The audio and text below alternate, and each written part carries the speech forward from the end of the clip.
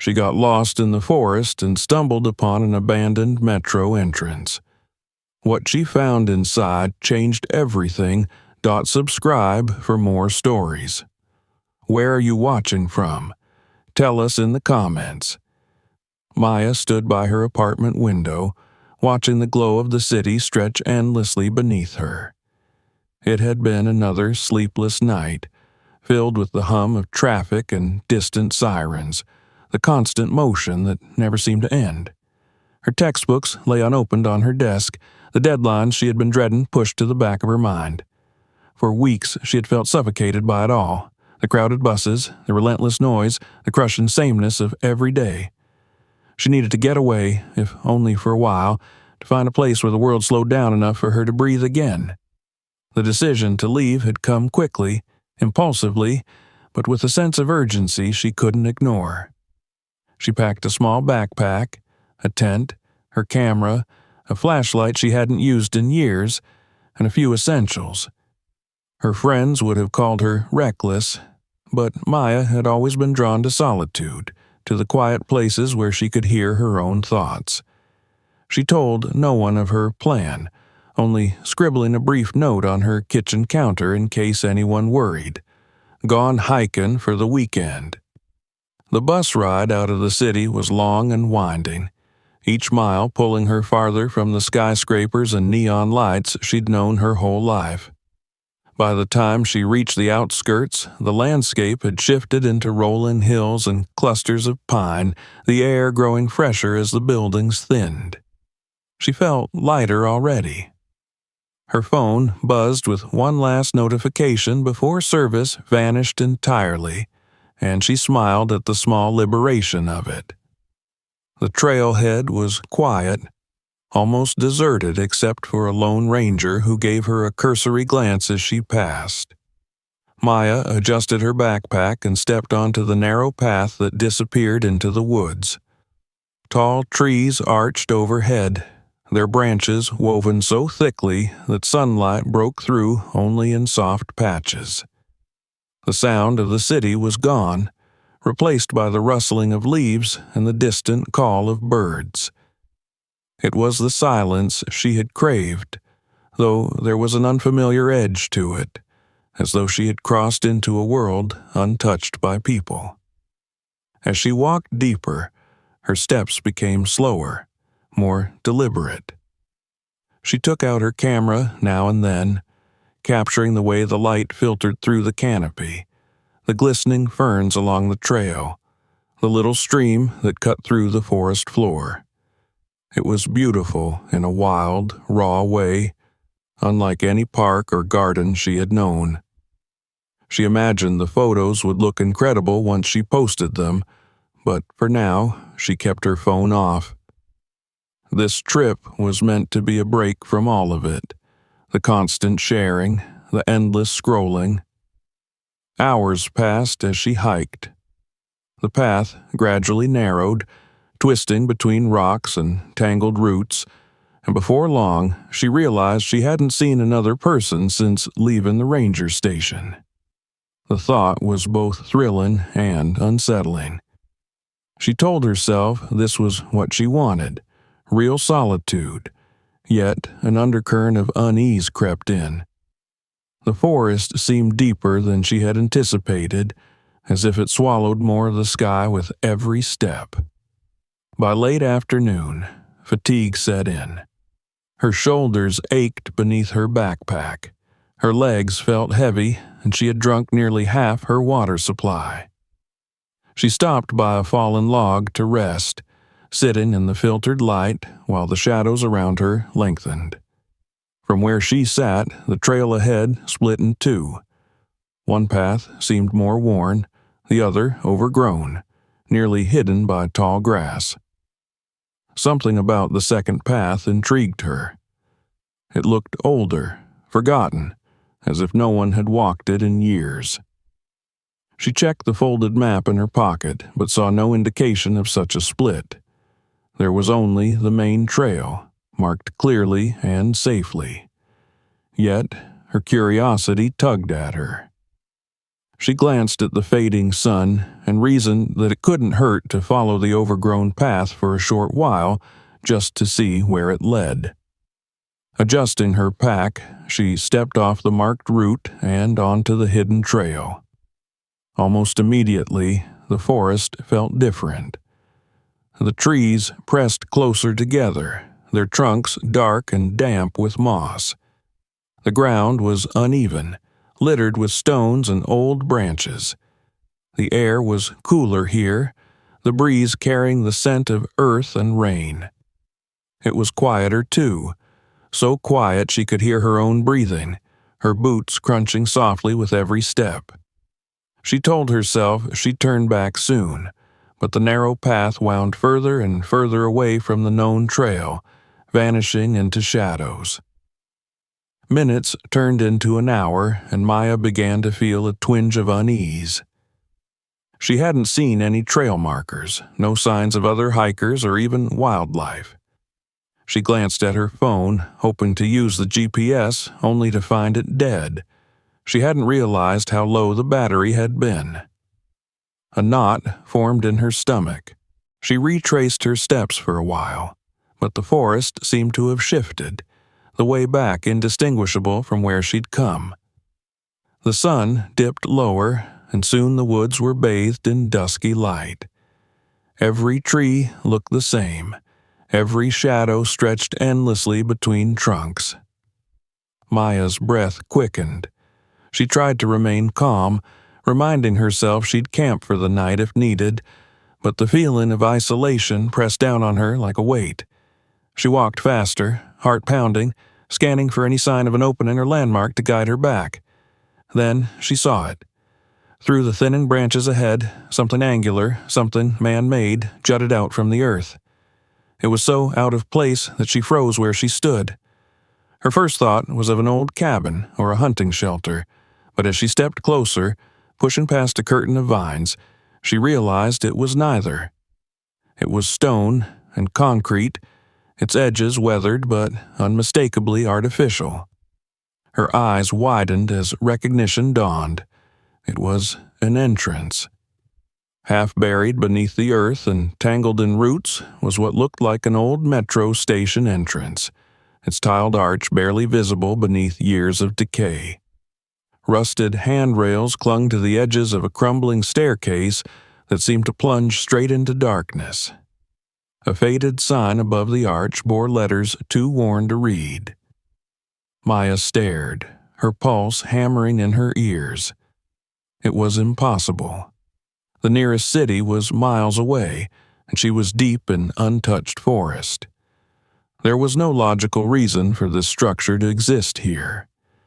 Yet it was undeniably real, as solid as the tree trunks around her. She hesitated, glancing back the way she had come. The forest behind her looked dense and featureless. She wasn't even certain she could retrace her steps at this point. The entrance stood before her, silent and still, as though it had been waiting for someone to find it. The first chill of evening brushed against her skin, and Maya shivered. She could either spend the night lost in the woods or investigate this bizarre structure that might at least offer shelter. Gripping the straps of her backpack, she took a steadying breath and stepped toward it, her boots crunching softly over the undergrowth.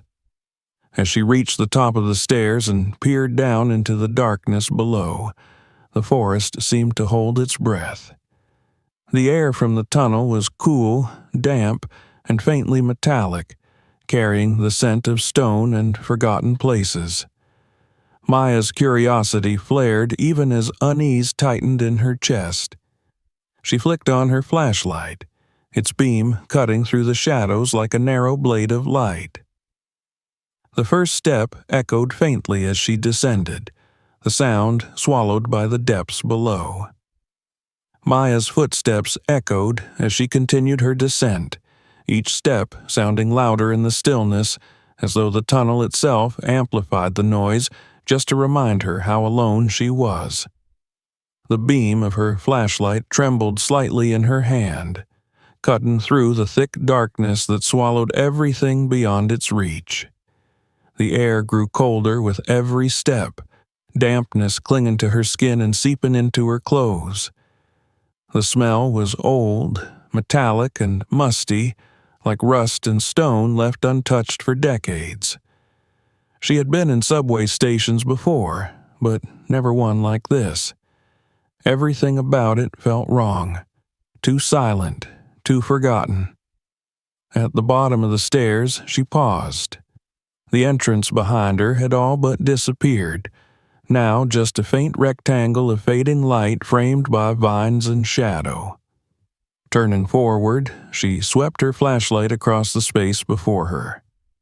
The beam revealed cracked white tiles covering the walls, many of them chipped or missing entirely, exposing rough concrete beneath.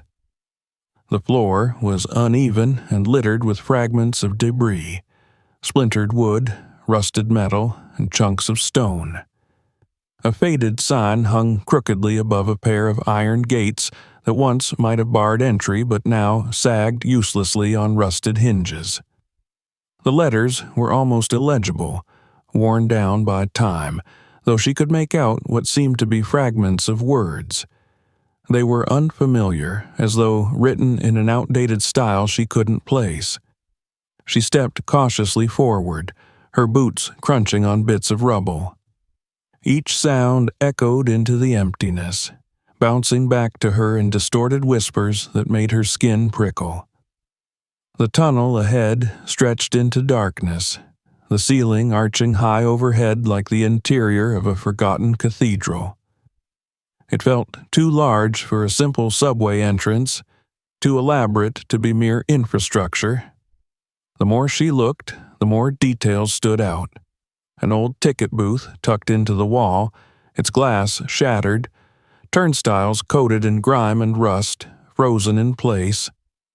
The station had been abandoned long ago, yet it seemed to hold on stubbornly to traces of its former life, as if it had been waiting here in secret while the world above moved on and forgot it. Maya felt a surge of conflicting emotions.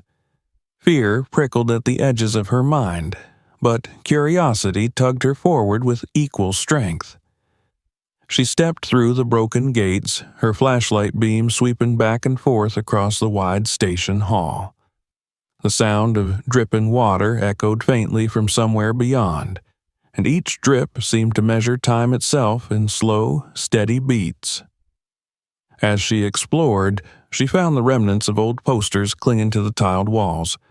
Their colors had long faded, and the paper had curled at the edges, but she could still make out traces of smiling faces, blocky fonts, and slogans advertising events or products that no longer existed.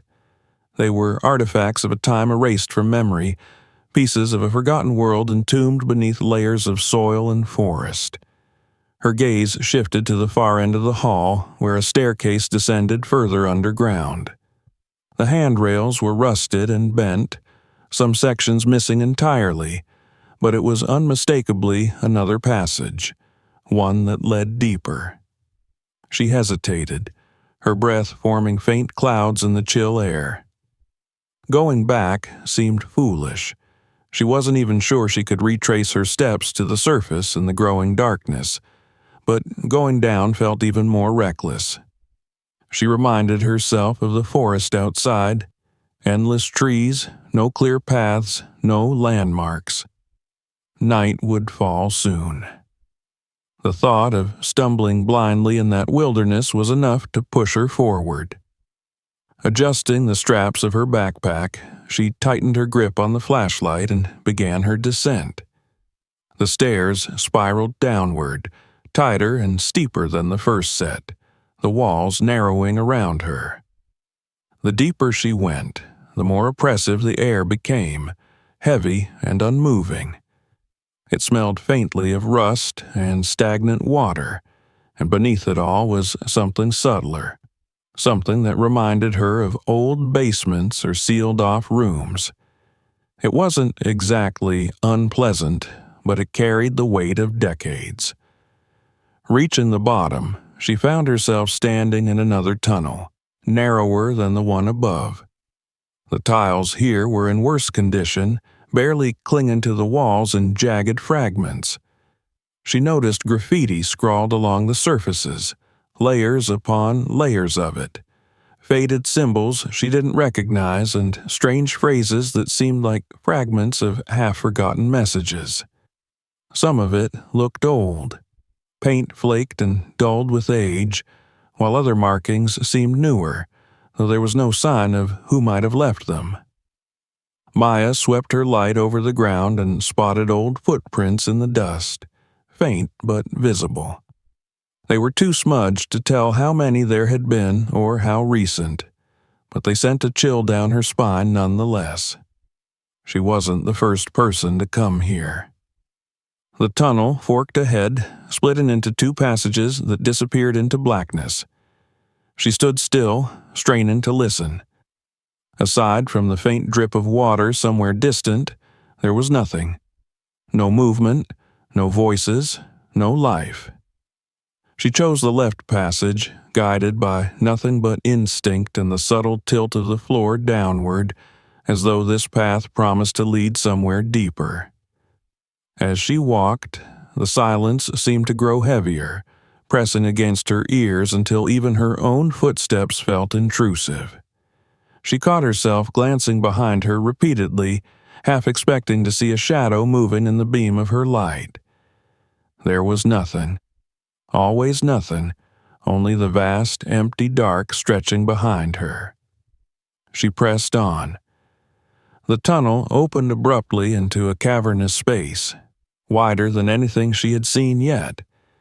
It resembled an old platform, but the tracks were gone, replaced by rubble and collapsed sections of ceiling that let faint shafts of moonlight pierce through cracks high above. Moss had crept in through those breaks, climbing down walls and over stones, nature reclaiming what had once been steel and concrete. At the far end of the platform, something caught her eye. A set of heavy double doors, their paint peeled and handles tarnished with age. They were shut tight, but above them hung an ornate frame. Strange for a subway station, as though someone had tried to dress this place with elegance long ago. She approached cautiously, her flashlight beam sweeping over the intricate carvings etched into the wood. She reached out, fingers brushing against the cold metal of the handle, and pushed. The doors groaned, resisting at first, then yielded with a long, echoing creak. Beyond them lay a staircase, narrow and steep, descending once more into shadow. Maya hesitated, feeling the weight of the decision pressing on her. Every instinct told her she was straying further and further from safety, yet something about this place demanded to be uncovered. She stepped through the threshold and began the descent, the sound of the doors swinging shut behind her, reverberating like a final punctuation in the silent air. The staircase beyond the heavy doors was steep, narrow, and suffused with a chill so deep that Maya felt it in her bones almost instantly. Each step groaned faintly beneath her weight, as though protesting her presence. The beam of her flashlight trembled slightly in her grasp, its narrow cone of light barely enough to cut through the thick darkness pressing in around her.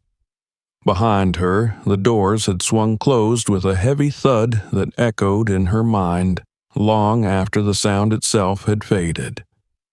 The world above felt impossibly far away now, sealed off as if it belonged to another lifetime. As she descended further, the silence became absolute. Not even the faint dripping of water that had accompanied her earlier remained. There was nothing. No air moving, no distant hum, only the sharp sound of her breathing and the steady rhythm of her boots against the worn stone steps. Every so often, she would pause to catch her breath, and in those moments the stillness felt unbearable, as though even the air itself were holding back, waiting. The further she went, the colder it grew. Her breath began to cloud faintly before her, dissolving into the dark.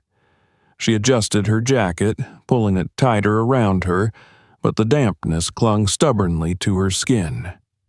The air smelled of earth and age, a mixture of minerals and mildew, and beneath it lingered a faint metallic tang she couldn't place.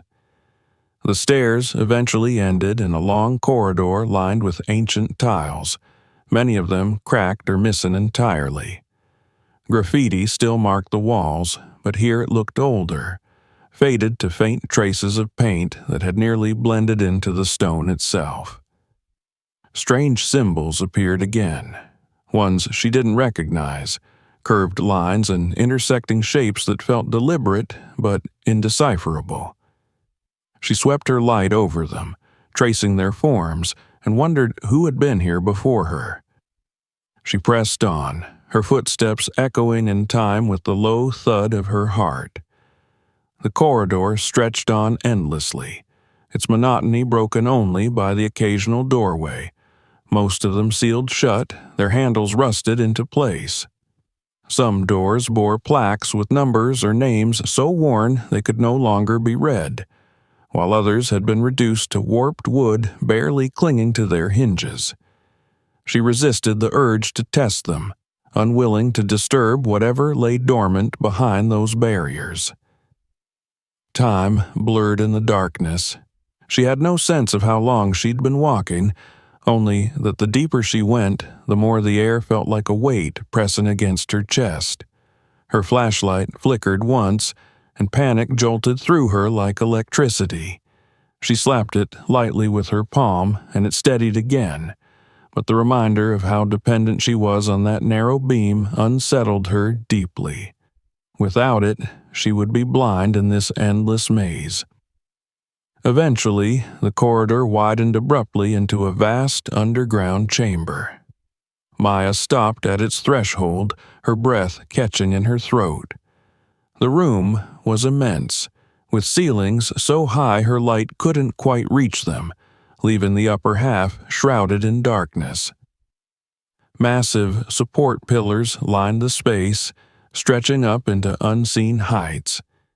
The floor was uneven, a mix of cracked tiles and patches of dirt where the ground had broken through. Her flashlight swept across the room and she saw remnants of old benches scattered like forgotten relics, their wood splintered and warped. There was an eerie symmetry to the space, as though it had once been designed for crowds that no longer came.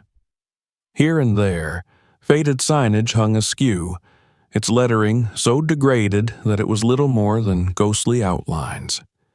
At the far end of the chamber, a faint draft of air brushed her cheek, carrying with it a subtle scent of earth and vegetation. It felt out of place down here, but it filled her with a flicker of relief.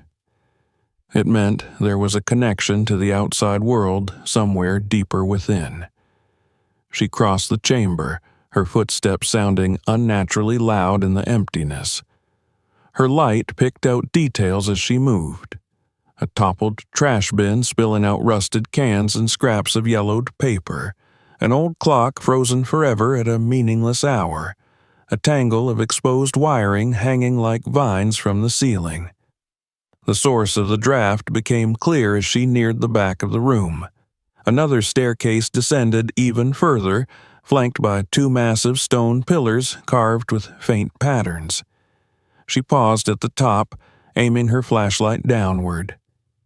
The stairs seemed to vanish into shadow almost immediately, a black maw that promised only more depth, more isolation. She hesitated.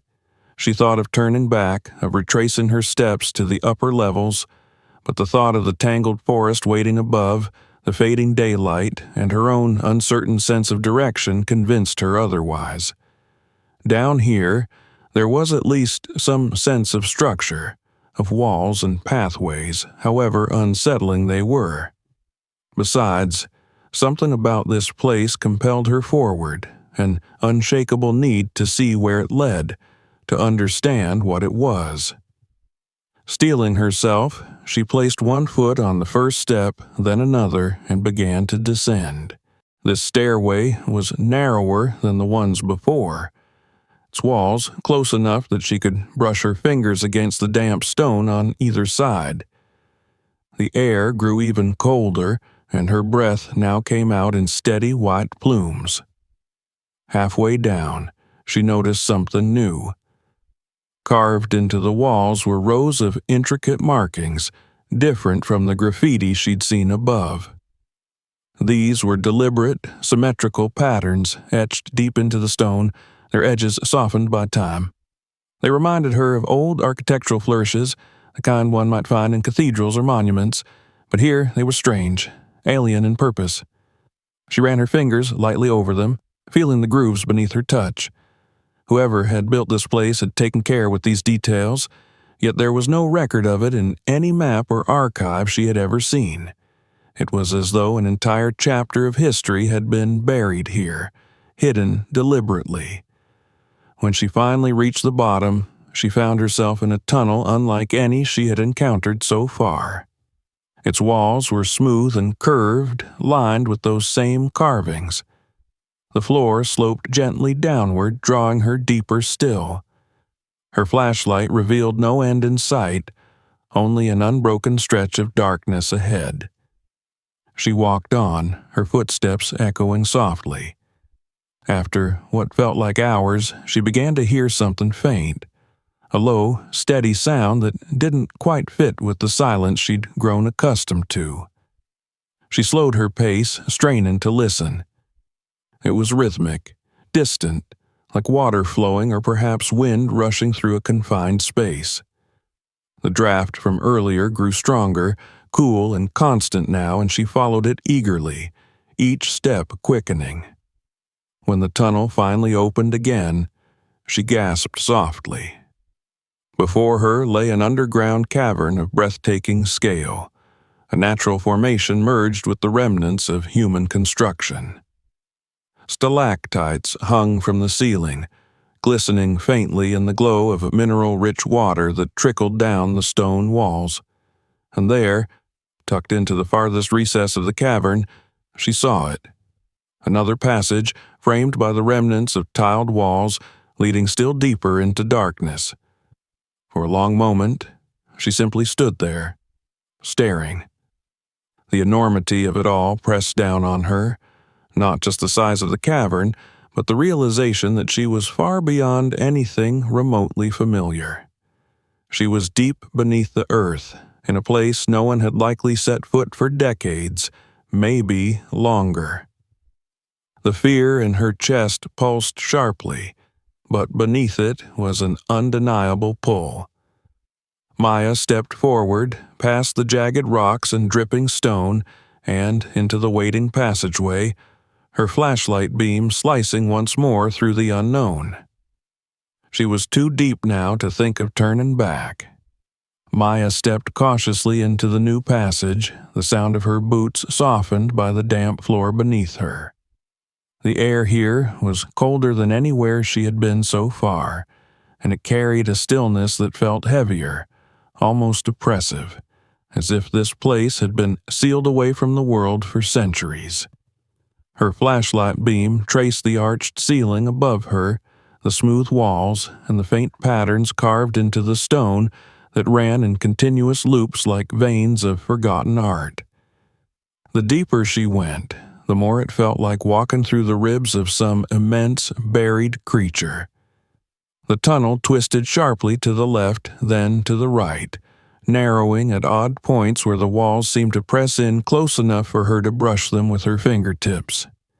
Every sound seemed amplified here, the scrape of her boot against loose gravel, the rhythmic beat of her heart in her ears, even her breathing, which grew faster despite her attempts to remain calm.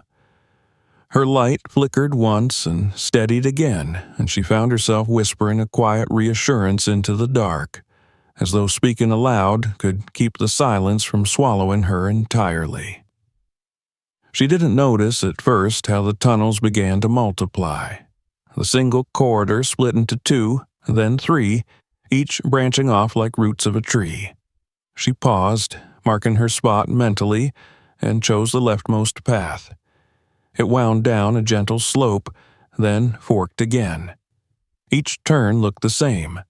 Tiled walls reduced to pale fragments, scattered debris along the floor, and darkness stretching endlessly ahead.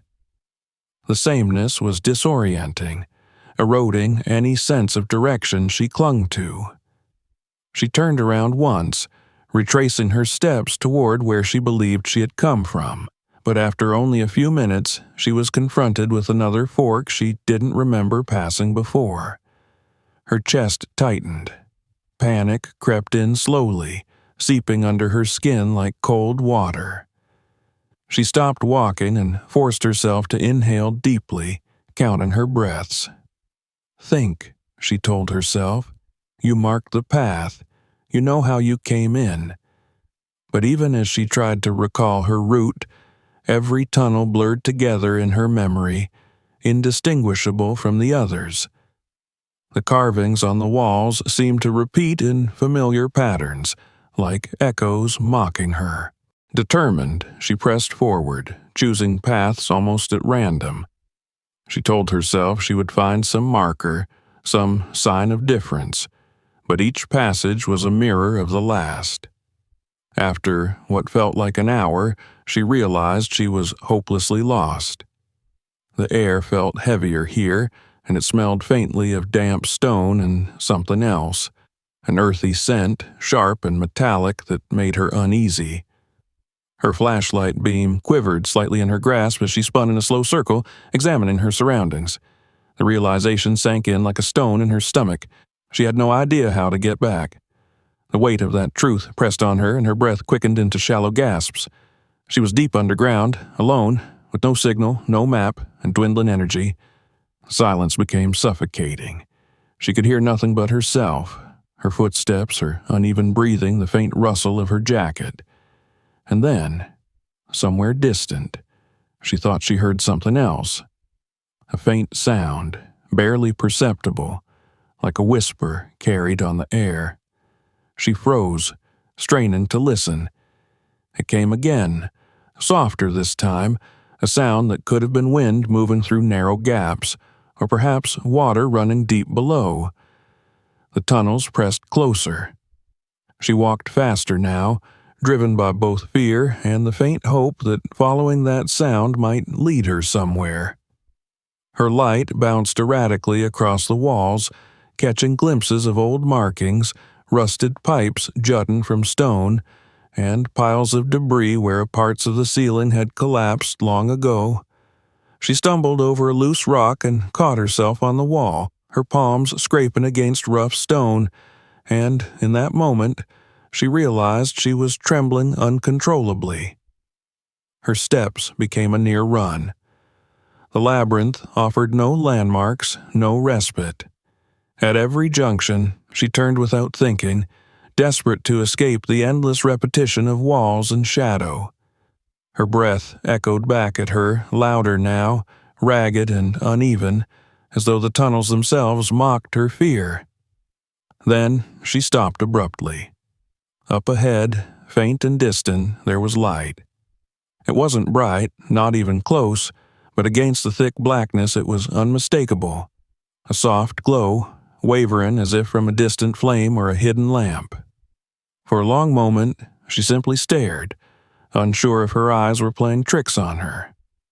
Exhaustion gnawed at her mind, and in this endless dark, it wouldn't be hard to imagine things that weren't there. But the glow remained steady, faint but persistent, beckoning her forward like a fragile thread of hope. Her fear receded just enough for her to move. She followed the glow, her pace quickening as she wound through one turn after another. The tunnels seemed to narrow and stretch as she drew closer, funneling her toward it. Her flashlight swept the walls as she moved, catching glimpses of more carvings, more graffiti, layers of history written in symbols she couldn't begin to understand. The glow grew stronger, resolving from a faint shimmer to a distinct source ahead. She stepped carefully now, her exhaustion tempered by caution. The floor leveled out, and she emerged into a larger corridor lined with arched alcoves. In the center of each alcove stood something she hadn't expected, small niches filled with remnants of what once might have been offerings. Coins tarnished green with age, scraps of fabric, broken glass jars.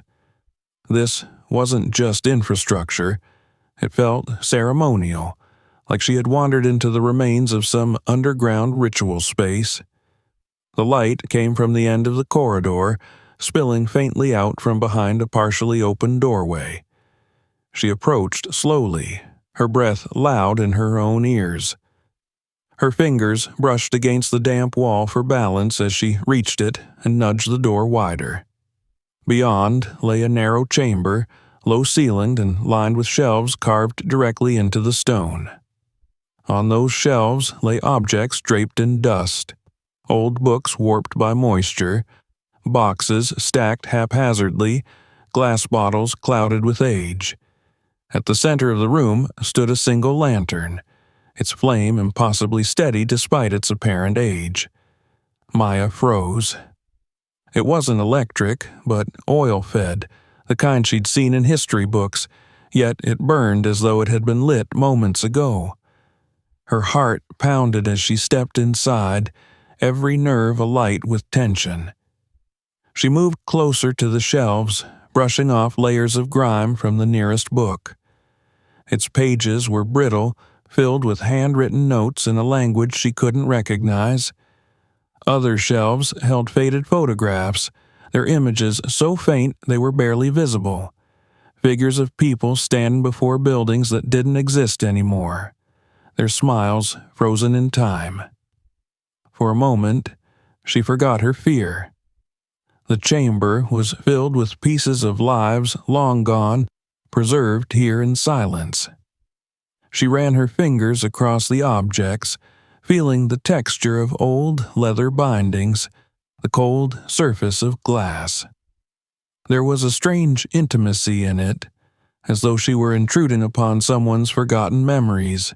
Yet even as wonder overtook her, unease returned. How could a lantern be burning in a place that had been sealed away for so long? Who had been here before her, and how long ago? She turned slowly, scanning the room, her light falling on the far corner. There, half hidden in shadow, was another passageway, narrower still, leading deeper into the unknown. The glow from the lantern seemed almost to point toward it. Maya hesitated, her pulse quickening once more, but she already knew there was no turning back. She stepped toward the passage, her flashlight cutting ahead into its depths, and vanished once more into the darkness, leaving the silent chamber behind. The narrow passage swallowed Maya as soon as she stepped into it, the faint glow of the lantern fading quickly behind her until it was nothing but a distant memory. Her flashlight beam was the only thing separating her from the absolute darkness pressing in on every side, and even its narrow cone of light felt fragile, as though it could be extinguished at any moment by the weight of the shadows. The tunnel was tighter here, the walls close enough that her shoulders occasionally brushed against the damp stone. Water dripped somewhere overhead, the sound echoing like distant footsteps, and each drop sent a tremor through her nerves. She moved slowly, cautious of her footing as the ground sloped downward again.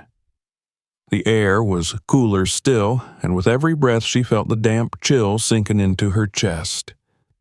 She thought of how deep she must be now, far below the surface, below the forest, below even the forgotten station she had first found. There was something about the silence here, absolute and uninterrupted, that made her feel as though she were drifting away from the world she knew entirely. The passage curved sharply and then opened into a space so wide that her flashlight couldn't capture its farthest edges. Maya stepped forward, her boots crunching over loose gravel, and tilted her light upward. The beam struck stone arches soaring high overhead, the remnants of what had once been a grand underground hall. The ceiling was fractured in places where roots from the forest above had punched through, dangling like lifeless fingers toward the floor. Moisture glistened along the walls, and patches of moss had taken root where light and dampness had mingled over time.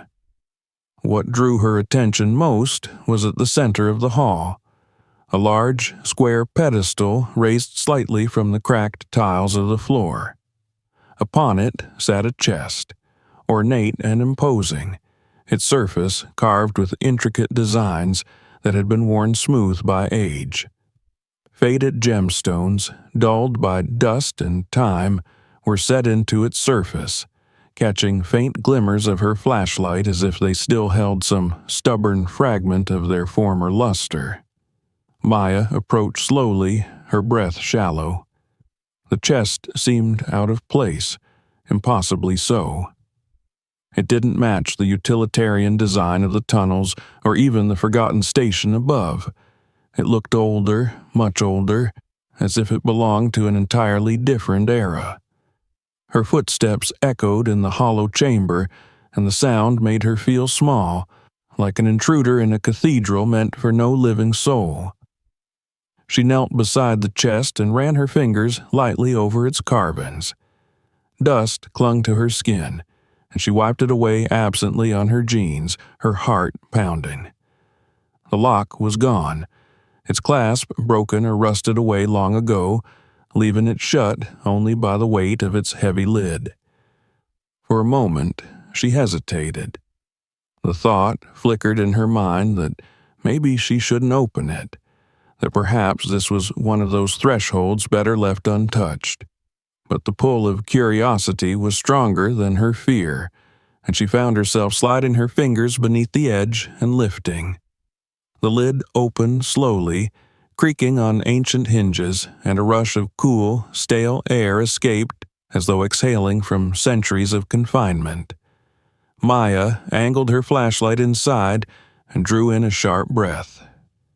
The chest was filled not with gold or jewels, but with artifacts of a different kind.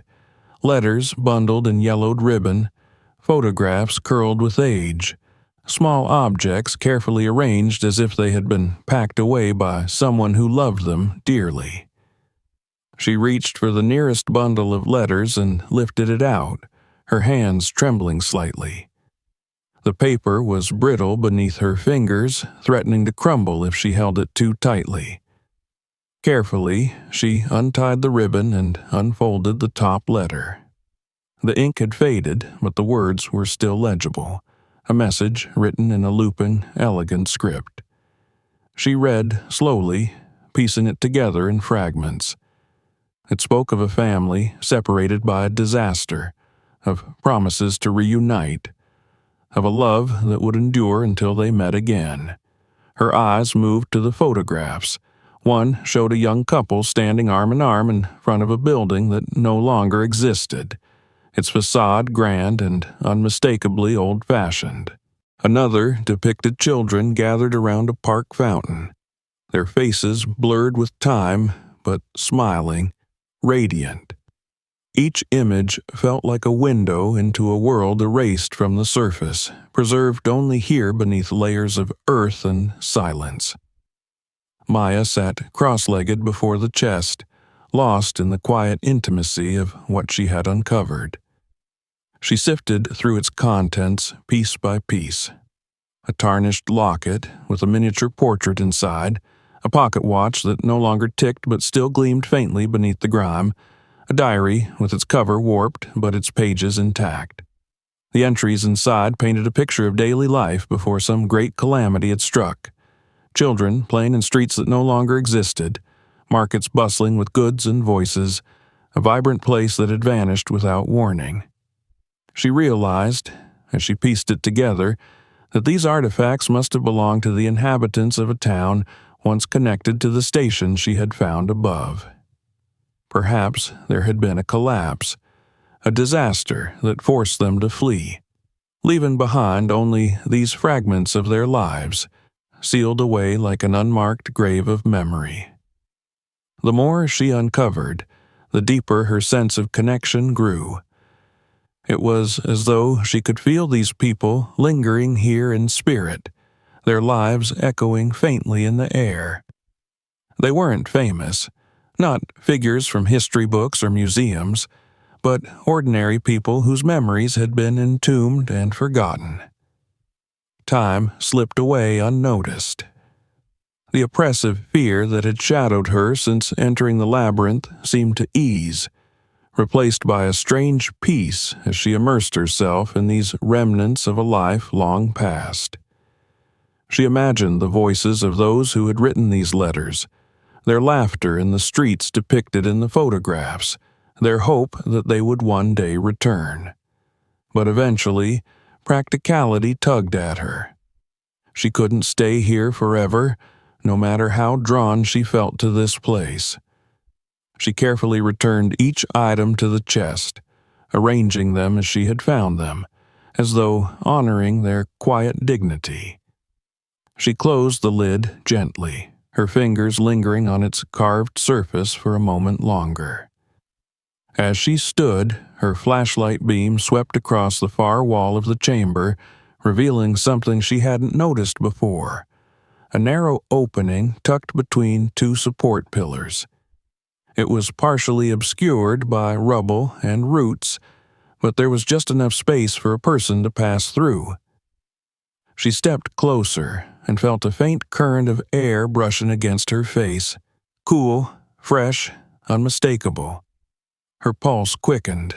It was a way out. She stooped low, squeezing through the gap, her backpack scraping against stone as she forced her way forward. The passage was tight and uneven, forcing her to crawl at points, but the air grew steadily cleaner and lighter. For the first time in what felt like hours, she allowed herself to hope. The tunnel angled upward sharply, and soon faint daylight appeared ahead, a pale bluish glow filtering through a tangle of overgrown branches and roots that framed the exit. She pushed forward until she emerged onto soft soil and collapsed to her knees, gasping in the open air. Above her, the forest stretched high and endless, morning light breaking through the canopy in warm, golden shafts. Maya rose slowly, blinking against the brightness, her legs trembling with relief and exhaustion. She glanced back at the dark gap she had crawled from, now hidden once more among the trees. It looked unassuming, a mere crack in the earth, but she knew what lay beyond it. As birdsong filled her ears and the wind stirred gently through the leaves, she felt a profound sense of gratitude. She had not only survived the labyrinth beneath the earth, but had touched something timeless, something deeply human. She turned from the hidden entrance and began walking through the forest, carrying with her not just the memory of her ordeal, but the lives of those who had been preserved in silence far below. Maya walked slowly, every step through the forest feeling like a return from another lifetime. The ground beneath her boots was soft with fallen leaves and damp moss, and sunlight filtered through the dense canopy overhead in golden shafts that dappled her skin. The morning air felt impossibly fresh, clean and cool as it filled her lungs and cleared the lingering weight in her chest. The oppressive darkness of the underground seemed to recede with each passing moment, though its echo still lingered faintly in her mind like a dream that had left its mark. She looked over her shoulder at the patch of forest she had just emerged from. The tunnel entrance had all but vanished from view, concealed by undergrowth and the natural camouflage of the wild. Without knowing where to look, no one would ever suspect that just beyond that tangle of roots and moss lay an entire world entombed beneath the earth, a world of forgotten stations, endless corridors, and the memories of lives long past. Even now she could hardly believe she had been there. It felt surreal, impossible, and yet her body still ached from the journey, and her backpack was heavier now with the few items she had carefully taken. As she moved through the forest, the terrain began to shift. The wild density gave way to clearer paths, gentler slopes, and patches of familiar landmarks. She recognized a rocky outcrop she had passed on her first day, now approached from an entirely different angle. It reassured her, grounding her sense of direction, and slowly, like threads being gathered, the disjointed fragments of time spent underground began to knit themselves into a coherent memory.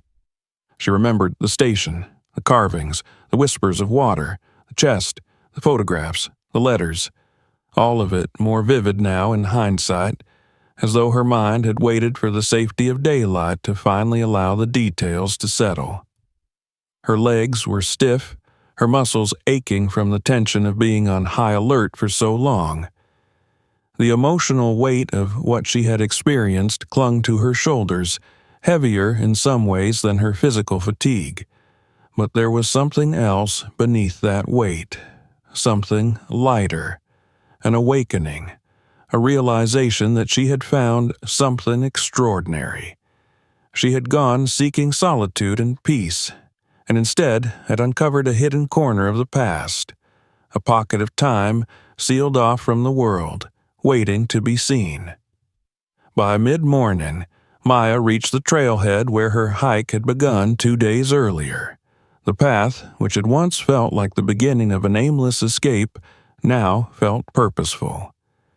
The sight of the weather-worn ranger's notice board and the split-log bench made her stop and simply stare for a moment. Her body wanted rest, but her mind buzzed with a strange alertness. It felt like returning from another planet, stepping back into a world that had continued on without her while she had disappeared beneath it. She sat down on the bench and opened her backpack slowly, careful not to let anything fall. Inside, wrapped tightly in her scarf, were the items she had taken from the chest. 3 photographs, a folded letter, and a small brass locket. They had felt like treasures underground, sacred even, but now in the daylight their fragility was even more apparent. The photographs were ghostly, blurred by time and water damage, but the emotion they held was unmistakable. A woman holding a child, a man in a work uniform standing beside a train, a family seated on stone steps, sunlight dancing off their faces. They were ordinary moments, but captured with such honesty that Maya felt as if she had known them somehow. She unfolded the letter again and reread its words. It spoke of parting, of hope in reunion, of a promise that one day these memories would find their way back to the light. The signature at the bottom was only a first name. Clara. Maya touched it gently, wondering who Clara had been, and if she had ever escaped the fate that had befallen her town. There were no answers in the letter, but there was something more powerful. The clear, unwavering voice of someone who had once lived and loved, and who refused to be erased. When she returned to her apartment that evening, the city felt different.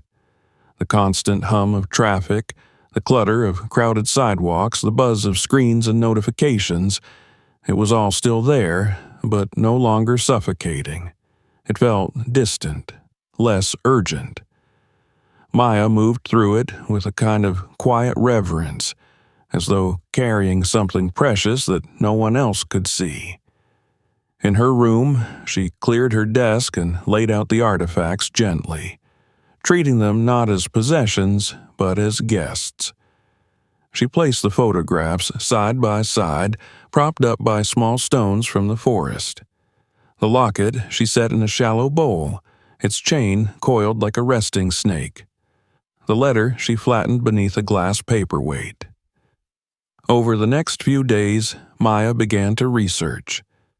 She scoured old records, maps, public archives, trying to find any reference to the town that had once been connected to the buried station. She found hints, a mention of a mining town abandoned after a structural collapse, a decommissioned rail line that vanished from transit maps in the 1940s, stories from forums where people speculated about ghost stations and lost infrastructure. But there was nothing definitive. Nothing that named the place or explained why it had been buried so thoroughly. It was as if someone had gone to great lengths to scrub its memory from existence. The mystery only deepened her resolve. Maya documented everything: her photos, the tunnel layout she remembered, the carvings, the chamber with the chest. She wrote it all down, not just to preserve it, but to make sense of it. What had started as a solitary hike had become a mission, not just to share a story, but to restore a piece of the past that had been lost. She posted the account in her blog, accompanying it with her photographs and sketches. The response was immediate and intense.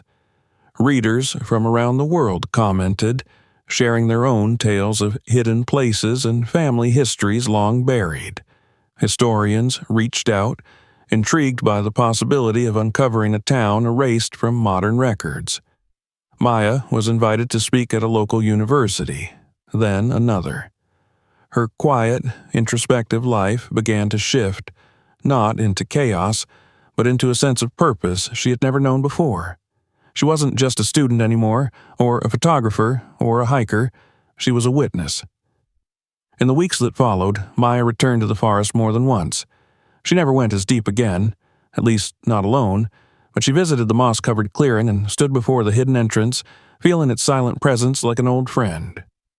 The path to it became easier each time, no longer disorienting, no longer threatening.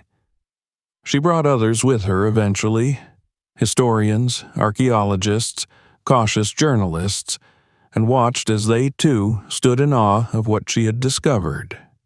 The station and the labyrinth beyond became a subject of study, then of restoration. But Maya never lost her private connection to it. For her, it would always be more than a discovery. It was a place where the past had whispered through stone and silence and found someone who would listen. She had gone into the earth lost and uncertain, and emerged with a purpose not just to explore, but to remember. The chest remained below, guarded now, preserved. Its contents were photographed, catalogued, and stored, but Maya kept the originals she had found. She refused to hand them over completely, not out of selfishness, but because she believed someone needed to carry those memories personally. Late one afternoon, as the light slanted golden across her apartment window, she stood before her desk and looked at the artifacts again. They had become familiar now, like fragments of family. She thought of Clara, of the faces in the photographs, of the countless footsteps that had once echoed in those tunnels. She thought of how close they had come to being forgotten. And she promised herself once again that they never would be. Maya awoke earlier than usual that morning, the city outside her window still dim and muted, caught between night and dawn. For weeks, her life had followed a rhythm that felt entirely different from the one she had known before the forest, before the station, before the labyrinth beneath the earth. Her desk was no longer cluttered with textbooks and notebooks filled with half-hearted academic notes. Instead, it had become a shrine to her discovery. The photographs lay beneath protective glass sleeves now. The locket rested beside them on a small black velvet square, and the letter, Clara's letter, was framed, its faded ink preserved behind a clear pane. These objects had become part of her world, not mere curiosities, but anchors, reminders of the connection she felt to the forgotten lives they represented. It had been almost 2 months since she emerged from that hidden passage in the woods. Her story had spread farther than she could have anticipated. Blogs had picked it up, then local news outlets, and eventually national publications. Each interview and article seemed to bring a flood of interest.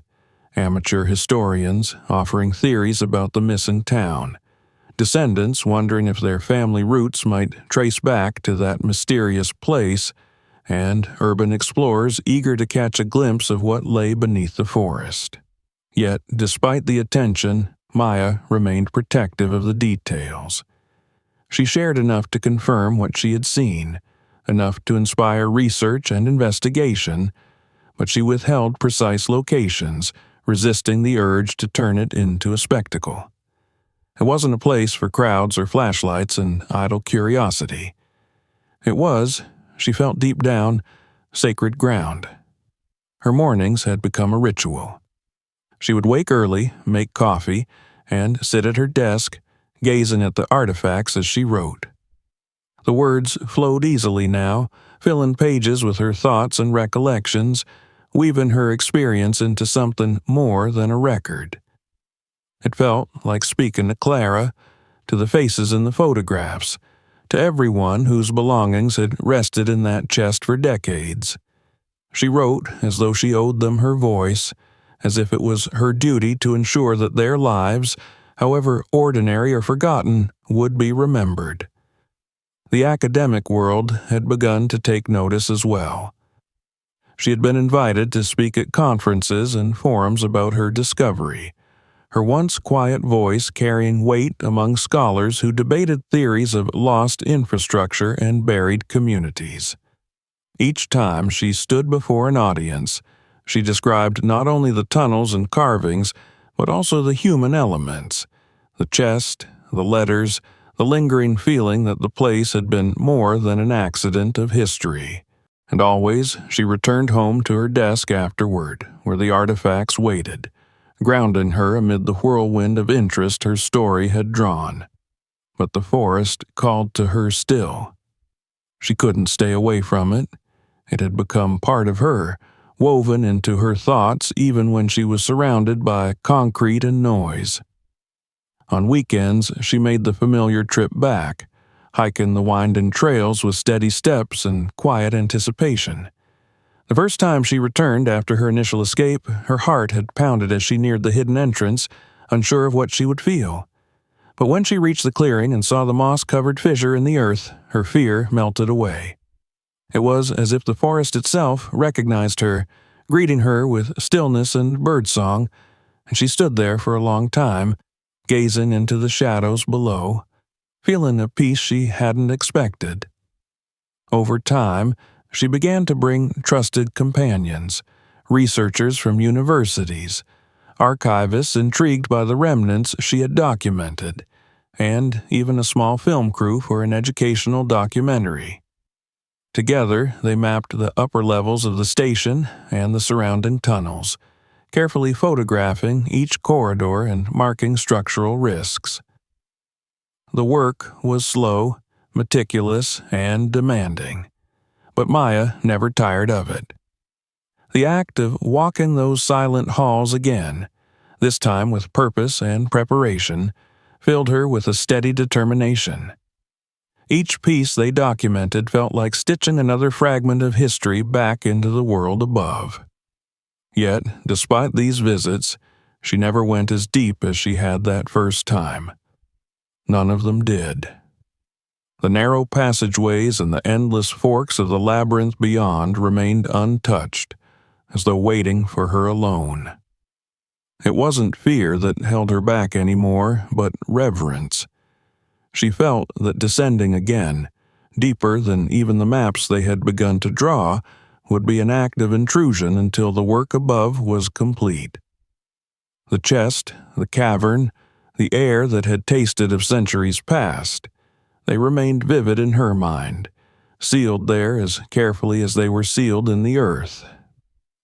One afternoon, as she stood at the clearing's edge with a historian named Dr. Samuel Raines, a man whose enthusiasm for old rail systems rivaled her own curiosity, he turned to her and said quietly, "You know, this could change how we view our entire region's history. Towns don't just vanish without leaving records. Someone hid this. Someone wanted it erased." His words lingered with her for days. She had considered the possibility herself many times in quiet moments. The tunnels had not collapsed randomly. They had been sealed in places, their entrances buried, their maps erased. The more she studied old records, the more convinced she became that this was deliberate. The question was why?